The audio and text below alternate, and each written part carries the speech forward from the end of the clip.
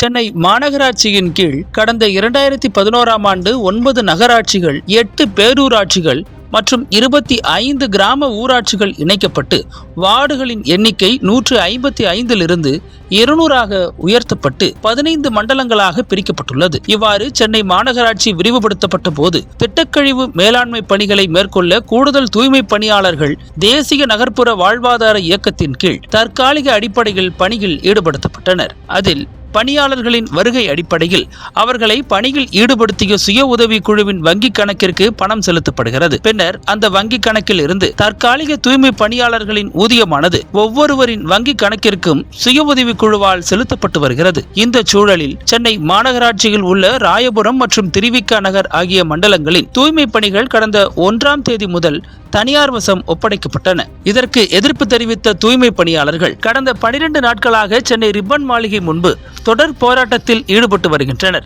மேலும் ஆளும் திமுக அரசு தனது தேர்தல் அறிக்கையில் தூய்மை பணியாளர்களில் 10 வருடத்திற்கு மேல் பணிபுரிந்தவர்களுக்கு பணி நிரந்தரம் செய்யப்படும் என வாக்குறுதி அளித்துள்ளது.